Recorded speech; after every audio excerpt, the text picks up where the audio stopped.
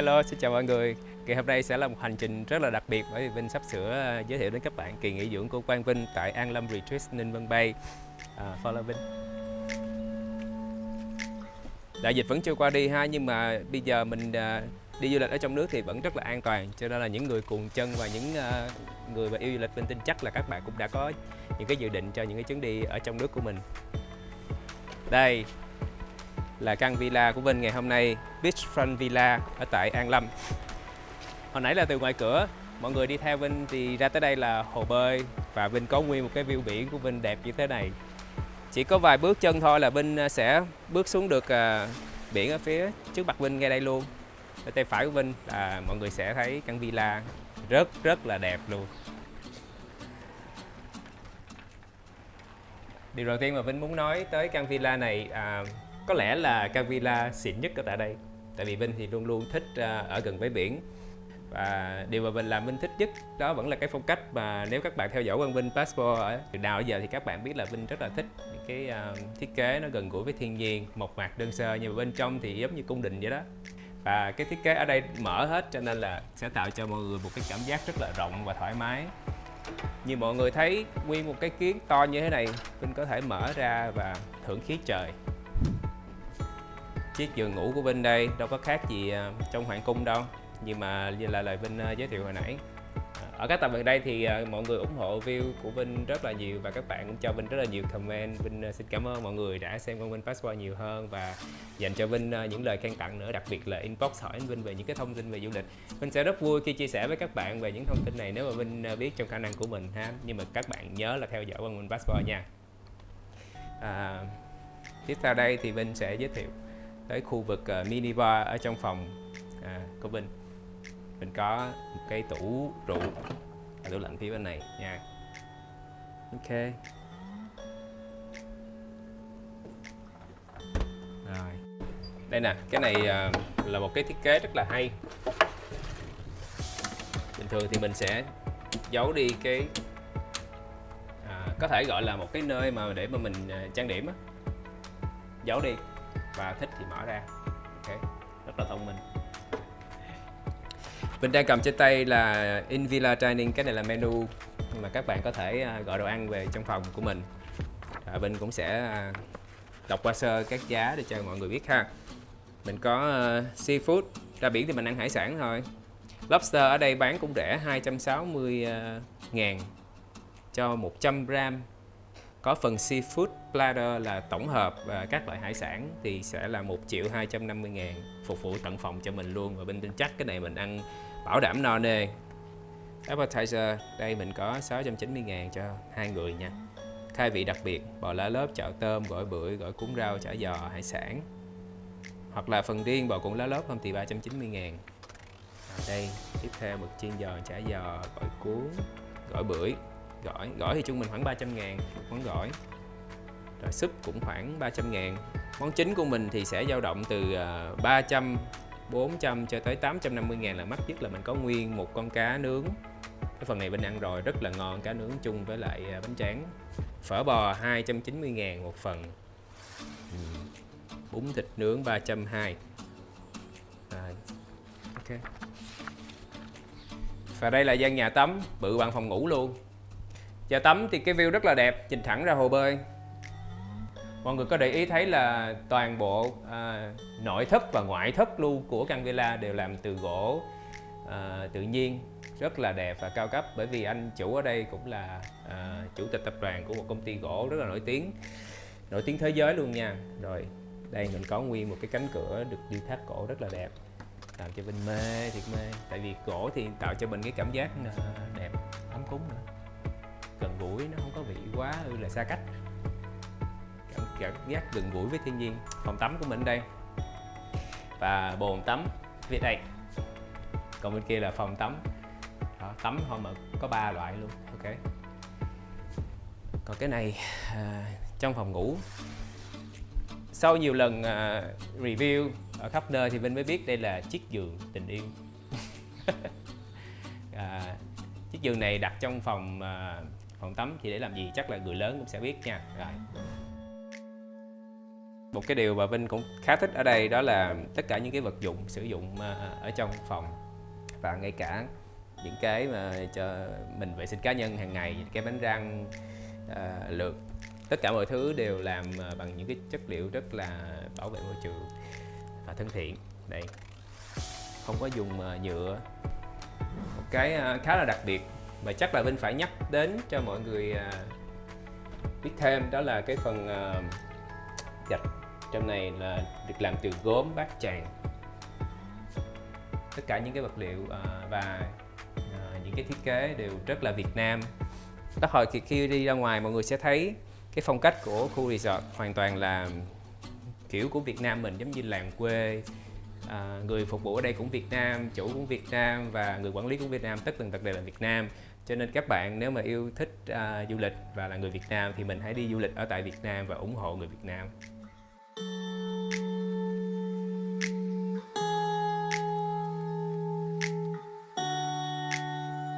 Các bạn thấy căn villa như thế nào nếu mà so với những nơi khác mà Vinh đã từng review?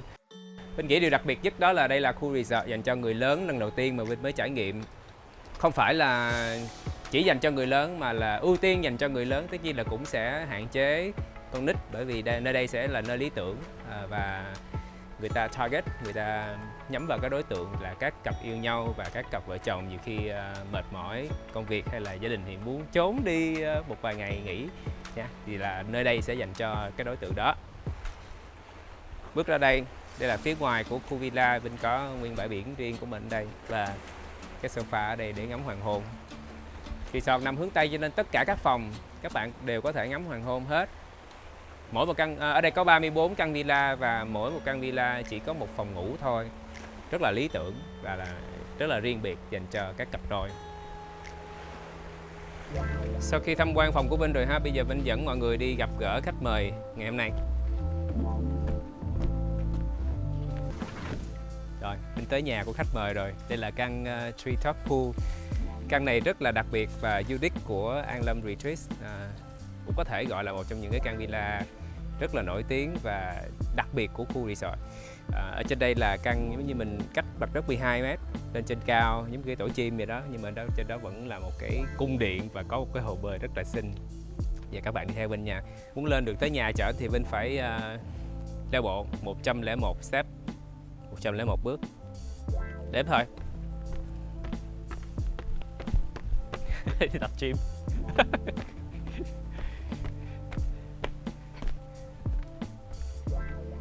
Khuôn viên ở đây bao quanh cây cối thiên nhiên rất là thoải mái, hít thở không khí trong lành nè.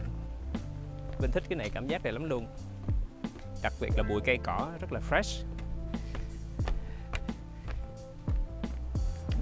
Vinh thiệt là ganh tị, phòng của khách mời view còn đẹp hơn phòng mình nữa.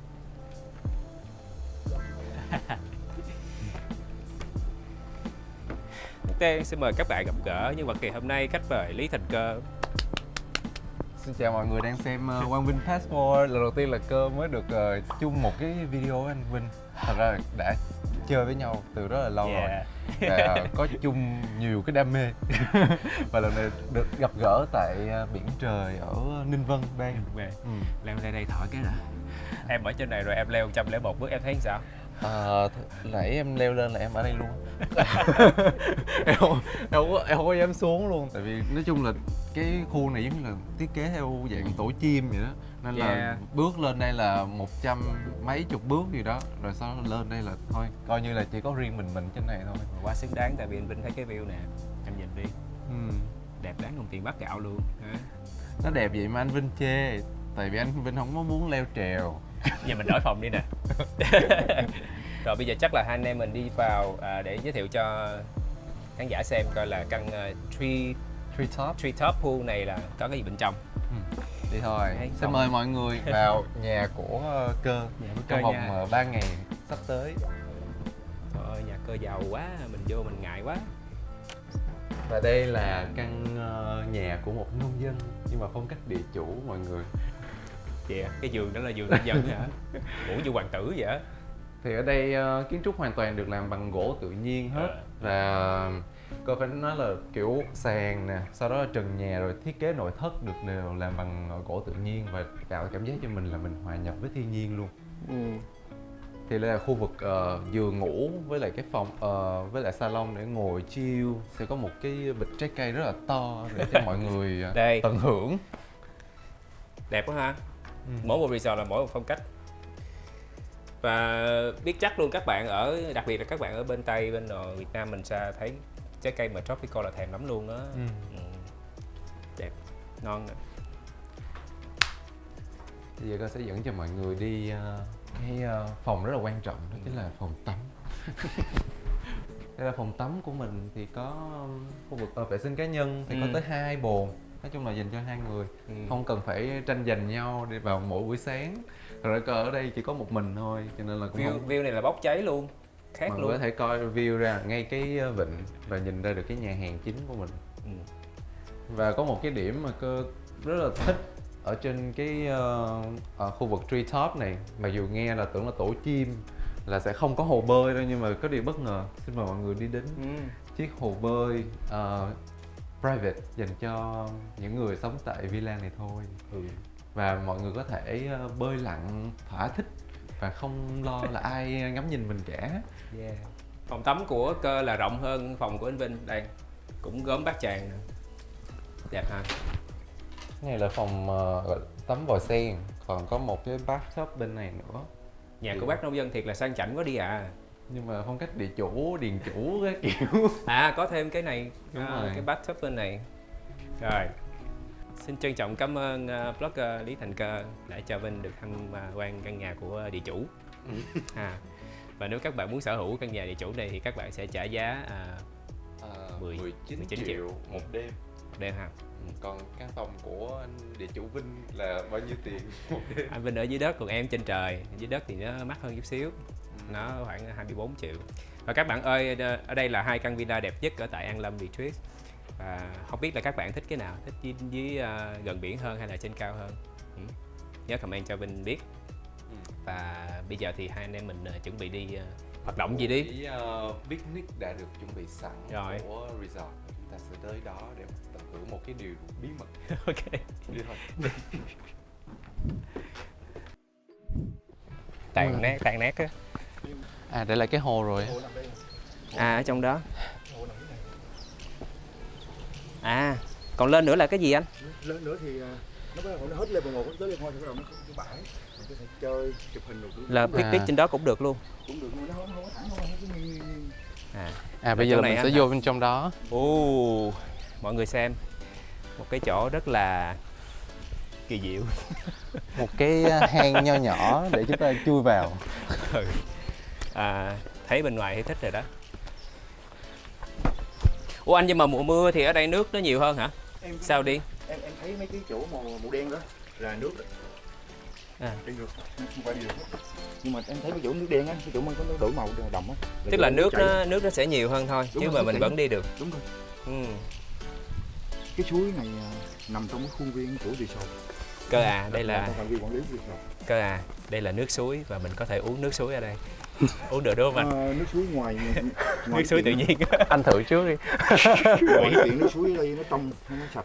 Thì ở công ty có một cái nhà máy nhỏ để lọc lại để cho uống nữa.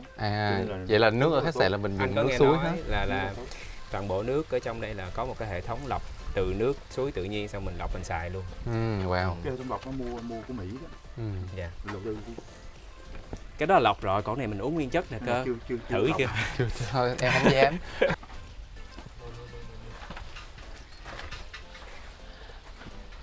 Wow.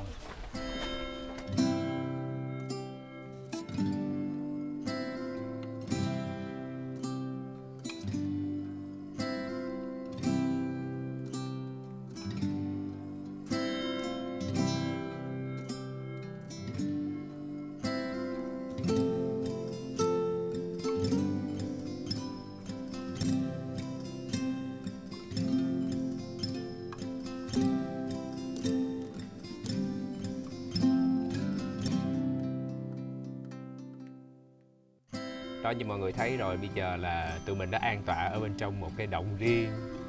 Cái động phải nói là đúng nghĩa là đi vô Cái một hang. cái hang nho nhỏ mà một cái hang tiên để mà vào đây mọi người thấy là nguyên một cái hồ để Xong có thể rồi tắm tắm tiên. tiên. Tại vì sau khi mà vô đây rồi á thì như là nhân viên là đi ra hết và để lại cho hai người ở 3-4 tiếng, nhu cầu như thế nào đó thì không biết, tùy mọi người. Nhưng mà cái mà anh Vinh thấy rất là đặc biệt luôn là tại vì chưa bao giờ có cái trải nghiệm như vậy. Cái chỗ đi vào là các bạn thấy rất là đặc biệt ha, là ở bên ngoài nhìn là sẽ không biết ở trong này có một cái cảnh đẹp như vậy. Như cái đường đi hồi nãy là lên dốc thì theo trớn thì em sẽ đi lên Đi luôn. luôn. Và đi cứ track lên hoài luôn, nhưng mà đâu có nghĩ là bên trong cái hốc này lại có một cái hồ to rộng mà dưới tán lá rồi có dù nó đẹp xinh như thế này. Mọi người có thể coi cái nguyên một cái tảng đá nhìn rất là tự nhiên như thế này. Chỉ có cái hồ là được dựng từ hình như là từ một cái hồ có sẵn tự nhiên trước rồi. Bây giờ người ta chỉ xây thêm một chút xíu thôi là có luôn cái hồ bơi. Cái chỗ này nó hơi nhỏ so với lại tưởng tượng của em trước khi vô. Lúc đầu nghe là cái hồ, nhưng mà thật ra tới đây đúng nghĩa là nó hơi giống một cái ao. Nhưng mà cũng khá là xinh, kiểu nếu mà mọi người thích kiểu ngồi chơi mà relax mà riêng mình á, với lại hai người với nhau á thì ok. Chứ còn lại nghĩ tới chuyện đó, giống như anh nghĩ là thật sự nếu mà hai người cần một cái không gian riêng thì cái chỗ này là perfect luôn. Nhưng mà bản thân em thấy là cái phòng của mình ở cũng đã rất là riêng tư rồi, cũng có đủ thứ. Nhưng mà đó là trong rồi. phòng, còn này là riêng tư mà kiểu mà open ở ngoài trời, hoàn toàn thiên nhiên luôn, mà dành riêng cho hai người, đúng không? Nhưng mà nếu Cơ đi thì Cơ thích đi du lịch kiểu gì? Chỉ Em chung bạn bè thì đi chung bạn bè nè, rồi đi khám phá tí xíu. thích kiểu đó hơn. Dạ, khám phá rồi đi trek nặng hơn tí xíu nữa. Tại cái này đi nhẹ quá nên là chắc có thể đi lên tuốt lên trên kia luôn. Anh Vinh cũng thấy vậy, là hồi đầu là kêu là đi leo núi, anh Vinh nghĩ là phải vất vả hơn, nhưng mà thật ra các bạn đi chừng 5-10 phút mà hả? 5-10 phút và đường đi cũng không có khó khăn gì nữa, đã tới Thì nơi. em nghĩ tại do là tính chất là cũng là một cái resort cho nên là tới đây mọi người cũng không có muốn là đi quá nặng. Và bản thân em thì tới resort thì vẫn muốn thử những cái trải nghiệm mà nó extreme tí xíu. Ok. Là lúc hồi mình leo lên kia mình ăn trưa nữa kìa, còn đi thêm nữa. Đâu có, hình như là thì lên thì lên. chỉ là hơi nóng tí xíu. Còn bây giờ mình sẽ lo uống nước để mình có sức lên.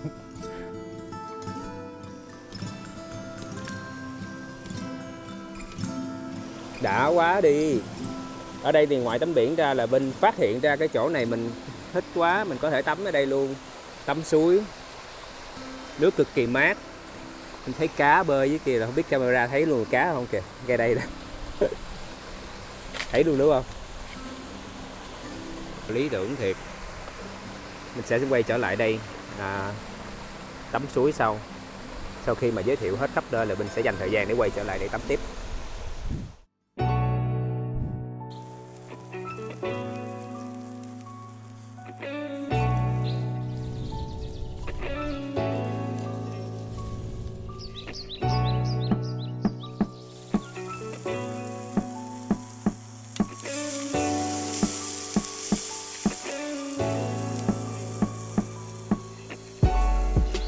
Rồi, đây là bước tiếp theo của hành trình về thiên nhiên của anh em tụi mình hả? Sau khi được tới một cái hồ tình yêu để uống uống champagne với lại ngồi chill chill một chút xíu thì được lên đây ăn tiếp. Nói chung là cái trip này chắc chắn về sẽ tăng vài ký anh ơi. Leo lên cũng không có xa lắm, nhưng mà là nếu các bạn leo lên thì các bạn sẽ thấy suối rất là đẹp luôn, là có chỗ để Vinh tắm nữa. Lát hồi ăn xong thì Vinh sẽ nhảy xuống đó tắm. Vinh khám phá ra được trong suối hôm nay có rất nhiều cá và có một chú tôm. Không biết tại sao lại có tôm trong suối. Ý nó là tôm này. Ủa anh sếp ơi, đâu phải là tôm từ cái con suối để đâu hả? Tôm này tôm biển đúng không? Em này không có nhân văn gì hết, người ta đang bơi em đòi ăn người ta. Sao em hơi phàm phu tục tử. Rồi, đồ ăn buổi trưa ngày hôm nay cho picnic thì đây mình có kiểu barbecue hả? Thịt xiên que hải sản. Đây là mực nè, rau mực nè, có tôm nè, có gỏi bưởi, món yêu thích của anh Vinh nè. Anh Vinh thích gỏi bưởi. Mình Cơ thì thích gỏi có sen. Không có gỏi có sen. Ở đây ngoài biển không có sen. Ủa như là ngoài biển có bưởi? Nói gì á? Em xin lỗi. Rồi. Cái phần này là 2,2 triệu cho hai người. Và không hề mắc ha. Quá tốt. không thể ở trong cái khu rất là biệt lập như thế này, với lại vận chuyển nguyên liệu thì em nghĩ là giá nó vừa phải. Đúng rồi. Với lại dịch vụ là gần như là mọi có thể ngồi đây rất là thư giãn, với lại sau đó khi mà ăn xong rồi no nê rồi mình có thể ra cái khu vực kia nằm tắm nắng nhìn ra biển các kiểu. Đúng rồi. Còn nếu mà như bạn nào mà thích leo trèo thêm tí nữa thì có thể leo thêm tí nữa lên trên này, có một bãi đất trống để mà ngồi chill trên đó rồi tận hưởng thiên nhiên. Lát hồi anh Vinh thì sẽ nhảy xuống suối đó. Đây có sự chuẩn bị cho tụi mình luôn là có loa nghe nhạc nữa. Nếu các bạn đi kiểu bạn bè với nhau hả, 2 người thì mình cũng có thể enjoy một cái bữa ăn cộng thêm nghe nhạc nữa. Playlist của tụi mình ngày hôm nay sẽ là nhạc Mariah Carey, tại hai đứa có cùng chung thần tượng là Mariah Carey. Đây admin của Mariah Carey fanpage Việt Nam luôn. Thì anh Vinh là thần tượng của Mariah Carey rất là lâu rồi, còn Cơ thì là mới thần tượng kiểu 15 năm thôi. Nghe mới nhưng mà thật Anh ra Vinh là 30 năm, ok. Thì đó là hai Nha. anh em có chung sở thích là đều thích cô ca sĩ người Mỹ đó, hơi unu một tí xíu nhưng mà hát hay. Ăn đi Cơ. Yep. Đầu tiên thì mình sẽ ăn gỏi cuốn trước. Ok không? Vừa miệng không anh? Đồ ăn miền Trung thì anh luôn luôn thích. Em thích đồ ăn miền nào? Em thích đồ ăn nói chung. Không có phân biệt vùng miền, tại vì thật ra là mỗi vùng đều có cái phong vị riêng á. Chính xác. Miền Nam thì em thích tại vì làm ngọt nè, tại em thích ăn ngọt. Rồi miền Trung thì làm rất là nhiều vị cay và mặn, thì em đều thích vị cay và mặn. Còn miền Bắc thì hơi nhạt một tí xíu, thì em vẫn thích ăn nhạt. Nói chung là thích đồ ăn. Một người rất là dễ ăn mọi người. Mình đã từng nghĩ đến chuyện là làm về ẩm thực Việt Nam, anh nghĩ là chắc là làm mãi mãi luôn á, tại vì nước mình nhỏ đúng không? Không phải quá lớn nhưng mà là vùng nào cũng có những cái đặc trưng riêng, những cái đồ ăn signature ấy. Tới hồi ăn xong làm gì ta? Anh Vinh sẽ đi tắm suối rồi đó.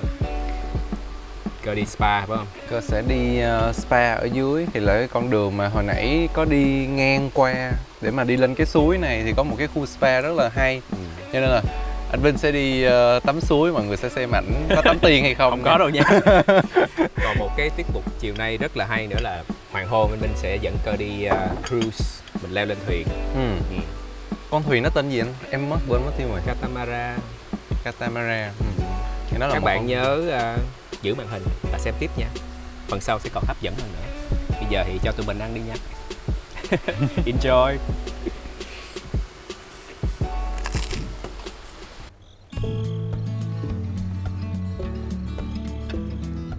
Vinh bây giờ chỉnh trang, lựa cho mình một bộ đồ để đi ngắm hoàng hôn. Đối với Vinh thì Vinh đi biển thì Vinh thích mặc loại vải linen và những cái màu sắc sáng, nó không có bắt ánh nắng. Các bạn chọn những cái màu sáng là màu trắng, màu kem sẽ rất là đẹp và thích hợp cho mình đi biển. Và ngày hôm nay thì Vinh cũng bắt với các bạn luôn, đây là chiếc áo của Mango, bởi vì rất là nhiều bạn hỏi Vinh là thường mua đồ ở đâu. Thì nếu các bạn thích đồ linen và đồ nam thì các bạn hãy tìm đến thương hiệu Mango, có rất là nhiều sự lựa chọn.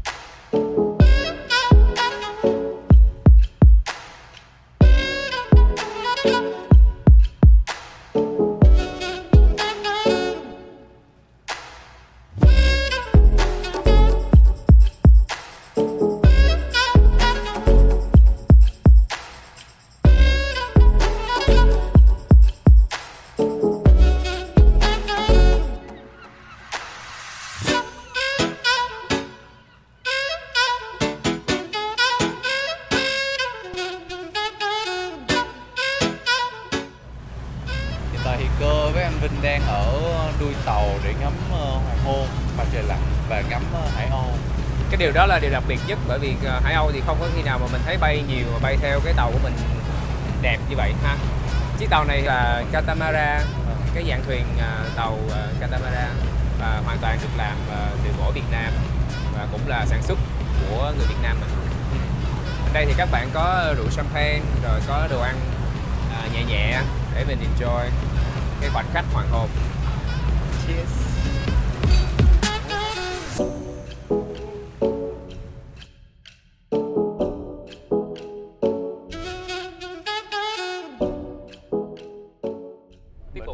tiếp tục. Nhưng mà cái này thực ra thì nó lại ít ít thôi và trang trí rất là đẹp. Anh Vinh thích ăn kiểu này hả? Nhìn tinh tế. Và đồ ăn thì có cái sự pha trộn châu Âu rồi châu Á.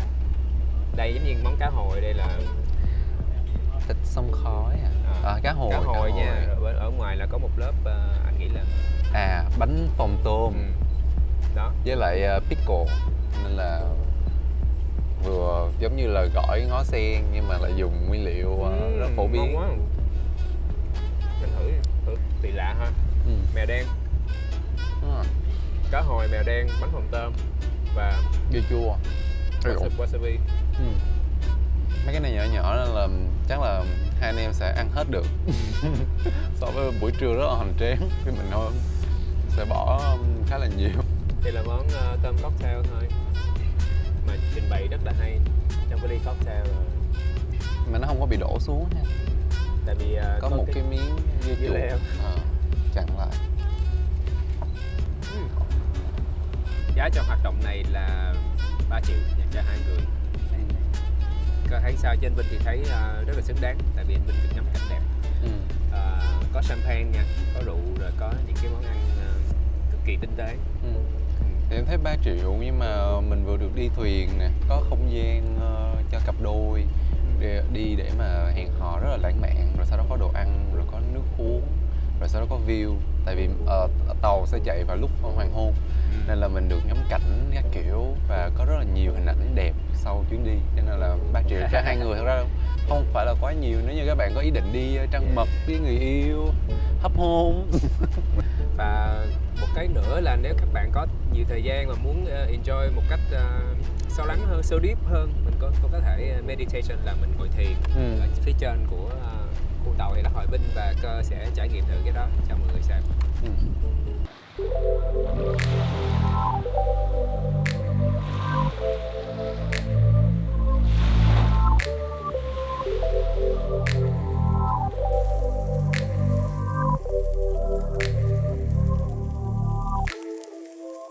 Thì hôm nay lại tiếp tục hành trình đi ăn sập An Lam Retreat. Retreat mà là các bạn phải cho phép mình thiệt là thư giãn và tận hưởng nhiều năng lượng, rồi sau đó chiêu đãi bản thân, ăn nhiều món ngon như thế này. Và tối hôm nay thì mình được ăn một bữa tiệc buffet barbecue bên bờ biển. Có anh chef riêng phục vụ cho mình riêng luôn. Bữa nay thì mình có hải sản thì anh chef đang nướng nè, rồi có thịt trừu, thịt bò, gà các kiểu. Những cái món ăn kèm thì mình có gỏi sứa, có súp hải sản, cơm chiên, và có sashimi, nghêu hấp và sashimi nữa. Nói chung là bảo đảm là các bạn sẽ ăn no nê luôn á. Cái giá của một người cho bữa này là bao nhiêu vậy anh? 2.250.000. Nhưng mà mọi người thấy là 2.250.000 rất là xứng đáng, tại vì quá trời đồ ăn luôn. Và mọi người có thể là gần như là một cái bữa này là chắc chắn là no, đảm bảo. Xong lát hồi mọi người sẽ qua thấy bên kia set up cái bàn cho mình rất là đẹp. Và ngay cạnh bờ biển luôn, nghe sóng biển rì rào hả? Hôm nay có trăng nữa mọi người. Đồ ăn làm rất là nhanh luôn á hả? Nãy anh em mình đứng bên kia mà khoảng chừng 5 phút sau rồi đã ra rồi. Công nhận nha, cái giá đó nãy nghe mình đã thấy là ok, rất là hợp lý. Mà bây giờ đồ ăn, cái khẩu phần đem ra mình thấy là quá nhiều luôn. Mà cái này là chắc là mới 1/3 của bữa hôm nay thôi. Còn rất là nhiều đồ ăn ở khu vực của chef nữa. Và chị đang ăn khai vị sashimi, rồi hào với lại tôm trước với lại gỏi sứa. Tươi rói ha, nãy giờ ăn hai anh em khen quá trời luôn. Chỉ có điều là mình thấy thắc mắc là tại sao sashimi đồ Nhật lại có món gỏi sứa là đồ Việt Nam, xong sau đó là ăn hải sản. Em nghĩ là do là ở đây cũng đón khách nước ngoài nhiều á, nên là có khi là họ sẽ không thích là 100% đồ Việt Nam. Nên là chắc chắn là sẽ cần pha những cái món Nhật, Âu một tí xíu vô để cho mọi người dễ ăn. Cơ ăn thử hào nướng đi. Rất là tươi, với lại sốt mỡ hành ngon, dã man. Mà em đặc biệt rất là thích ăn bắp xào mỡ hành. Anh cũng vậy, mê. Cái gì liên quan tới mỡ hành là thích. Có mỡ hành vô là auto ngon. Nêm khá là đậm đà, mình nghĩ là mọi người sẽ rất là thích. Cái món gỏi sứa này được làm ở trên một cái miếng bánh phồng luôn, đúng không? Anh nghĩ là em cuộn lại, coi chừng nước nhiều quá nhưng mà em cuộn lại ăn nguyên một miếng luôn, sẽ rất ngon. Thử em. Mình sẽ ăn giống như là bánh tráng trảng bẹ. Cái này nó rồi xong bể ra. Fail. Và bây giờ thì món chính đã lên đầy đủ rồi. Vinh thì có thịt bò và cơ thì ăn cừu ha. Cơ cho nên ăn cừu rồi, cờ. Nói chung là đồ ăn ngày hôm nay thì cũng không có cần tụi mình phải review quá nhiều. Bởi vì các bạn tới đây cây biển, mình ăn hải sản tươi sống chỉ cần tươi thôi. Xong sau đó nêm chút gia vị cho đậm đà kiểu Việt Nam mình hay ăn là mình nghĩ ngon rồi, đúng không? Hôm nay rất là vui bởi vì có Cơ ngồi đây ăn uống chung và uống rượu chung. Bình thường là đi review có mình, hôm nay có bạn rồi không? Nhưng mà do là chủ đề ẩm thực tới đây hết thì anh Vinh chuyển qua chủ đề khác đi. Chương trình du lịch của hai anh em mình. Em tưởng là hỏi xoáy đất xoay. Ok, vậy chủ đề du lịch ha, chính chuyên là tại vì các bạn biết là Cơ là một travel blogger rất là nổi tiếng với những cái bài viết mà rất là nhiều những cái thông tin hay cho mọi người đọc và share ha. Thì thật ra là em cũng Cơ cũng làm vlog du lịch là từ 2015 tới giờ, là cũng khá là lâu rồi, là đi cũng khá gần 40 nước. Thì chủ yếu là đi nước ngoài là chính. Nhưng mà nói chung là cho cái dịp này cho nên là mình có cơ hội để mình đi khắp Việt Nam mình nhiều hơn một chút xíu. Và sắp tới thì em sẽ có dự định đi thêm Buôn Mê Thuột, tại chưa đó giờ đi. Còn Vinh có cái dự định nào đi tiếp theo chưa? Anh Vinh thì chắc là sẽ đi xuyên Việt, tại vì không có năm nào mà mình có nhiều thời gian như năm nay.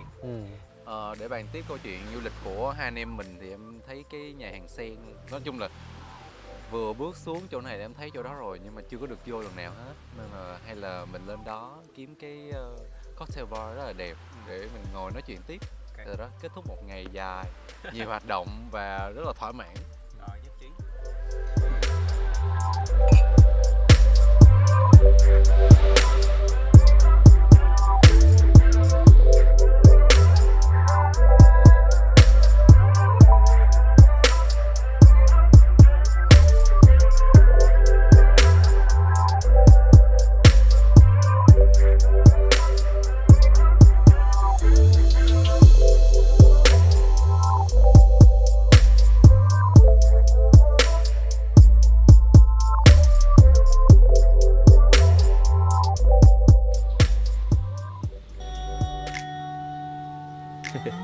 Good morning.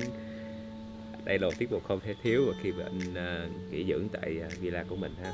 Các bạn có thể thấy đây cũng là một cái trend là mọi người rất là thích ăn sáng ngay tại bể bơi của mình, ngay trong villa luôn, không cần phải đi đâu xa hết. Các bạn thấy là đây là cái phần sáng dành cho hai người mình có ở đây. Tất cả đầy đủ dinh dưỡng cho một buổi sáng, lại còn đẹp nữa ha. View thì quá xịn luôn, bởi vì đây hồ bơi của mình nhìn thẳng ra ngoài biển, cây cối xung quanh, mình có hẳn một cái không gian riêng tư cho mình.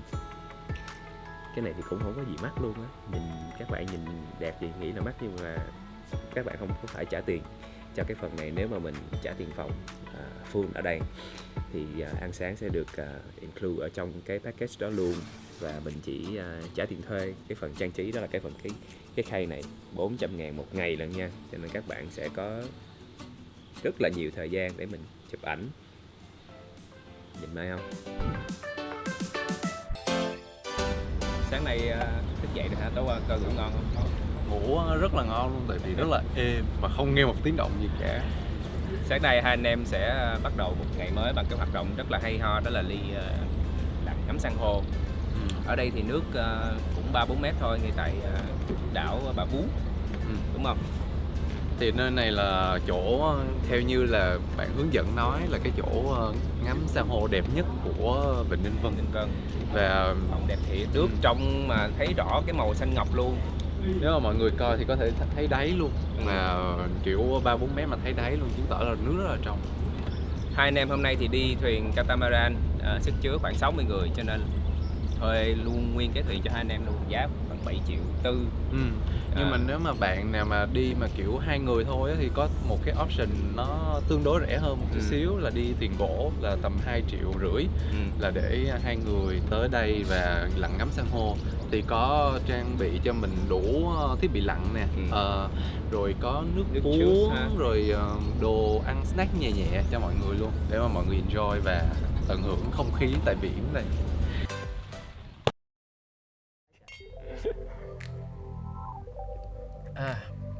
Cái này là uống cocktail ăn mừng thành tích của tụi mình sau khi đi câu cá. Và sau chuyến câu cá thì chúng ta đã có một cái thành tích rất là khủng. Nhưng mà thật ra là anh Vinh thôi, câu được tới 4 con, thì coi chỉ câu đồng con chút xíu thôi mọi người. Rất là tỷ lệ thuận với lại cơ, đúng không? Không, tỷ lệ nghịch. Ok. Thì vui câu giận vui. thì đây là chắc là kết thúc được một cái chuyến đi rất là tốt đẹp của hai anh em mình, rất là vui đến An Lam Retreat. Thì anh Vinh cảm thấy như thế nào sau mấy ngày hôm vừa qua? Theo cảm nhận của anh thì anh đi rất là nhiều, nhưng mà cái riêng ở đây anh thấy là resort rất là có cái sự riêng tư. Dù là khách thì hợp rất là đông, nhưng mà ở mỗi căn villa thì hầu như đều có một cái người phục vụ riêng cho mình hết, và dẫn cho mình quản gia, đúng không? Quản gia cho mình và dẫn mình đi những cái hoạt động và những cái sinh hoạt của mình cũng không có gặp ai, và thực sự là rất là riêng tư. Rất là thích cái đó. Còn riêng em thì tại trẻ mà, cho nên là lúc đầu đi mà anh Vinh rủ đi An Lam Retreat nghe nó chết rồi, chắc là chỉ toàn là ăn với ngủ không. Nhưng mà hóa ra lại có rất là nhiều hoạt động khác nhau. Thú vị.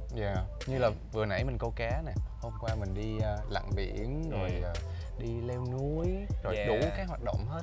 Cho nên là nếu như là một couple trẻ đi chung với nhau thì cũng không thể nào chán.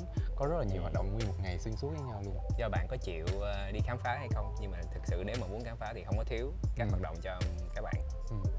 Với lại còn một cái điểm rất là quan trọng mà em rất là thích, đó chính là cái resort này nó chỉ có đa số là hướng cho người lớn.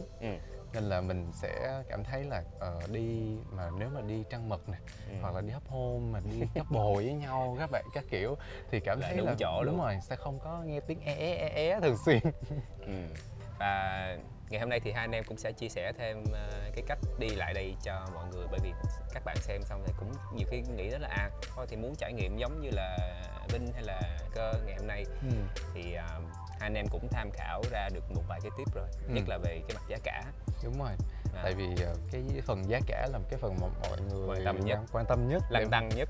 Đúng rồi, để xem là đi như vậy, đã như vậy thì phải tốn bao nhiêu, đúng không? Thì đối với Cơ thì là Cơ có một cái chi phí ra là cho những cái bạn nào muốn đi travel on a budget, tức là muốn đi tiết kiệm một chút xíu, thì cái gói thấp nhất ở đây tầm 7,5 triệu một người.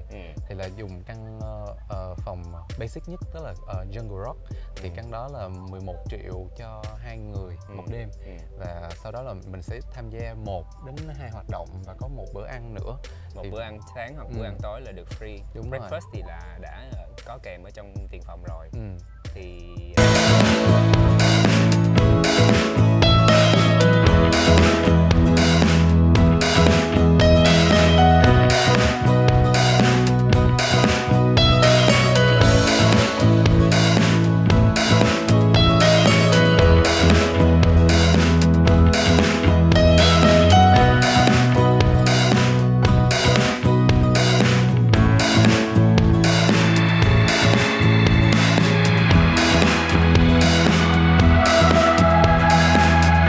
đã theo dõi cái chuyến đi lần đầu tiên của hai anh em, anh Vinh với lại của Cơ, và chuyến đi rất là vui và thỏa mãn. Chắc chắn sẽ còn lần sau nữa nếu mà mời được Cơ đi cùng với anh Vinh. Cảm ơn mọi người đã theo dõi và hẹn gặp lại ở lần sau nha. Bye. Bye.